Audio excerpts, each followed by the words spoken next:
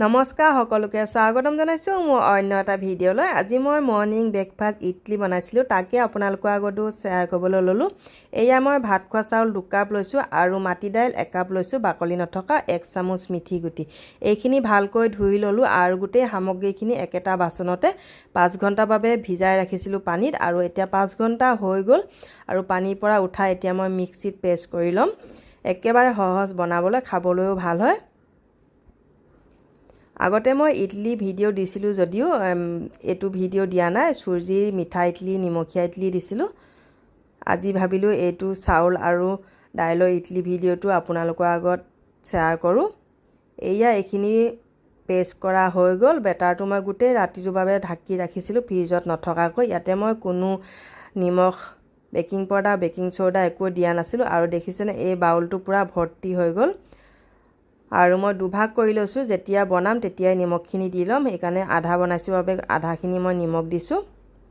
আৰু ইডলি ষ্টেণ্ডটো এনেকৈ তেল লগাই ল'লোঁ, আৰু ইফালে মই প্ৰেছাৰ কুকাৰটো পানী ভৰাই গৰম কৰি ৰাখিছোঁ, আৰু এটা এটাকৈ এনেকৈ এতিয়া মই ইডলি ষ্টেণ্ডত ভৰাই যাম। আজি মই মৰ্নিং ব্ৰেকফাষ্ট বনাইছিলোঁ, আৰু আজি মোৰ ইমানেই কাম আছিলে সেইবাবে বহুত খৰধৰকৈ ভিডিঅ'টো বনোৱা হৈছে। এয়া ইডলি ষ্টেণ্ডটো বহাই দিলোঁ, আৰু এইফালে মই চাটনিটো বনাই লওঁ। বাদাম ভাজি ৰাখিছিলোঁ, আৰু ইয়াতে মই এটা পিঁয়াজ, কেইফুটামান ৰচুন, জলকীয়া এইখিনিও অকণমান তেলত ভাজিছিলোঁ। আৰু এইখিনি মিক্সিত এতিয়া পেষ্ট কৰি ল'ম। আৰু এয়া ইডলিখিনি হৈ গ'ল 15 মিনিটৰ ৰেডি, আৰু এয়া চাটনিখিনিও পেষ্ট কৰা হৈ গ'ল। আৰু এইফালে কেৰাহীটো অকণমান তেল দিলোঁ, তেলখিনিতে কেইটামান সৰিয়হ গুটি আৰু জলকীয়া এটা আৰু নৰসিংহ পাত দি চাম্বাৰ দিলোঁ, আৰু এয়া চাটনিৰ ওপৰত চাম্বাৰখিনি ঢালি দিলোঁ। আৰু ইডলিটো দেখিছেনে ইমান চফ্ট হৈছে, খাবলৈ বহুত ভাল হৈছিল।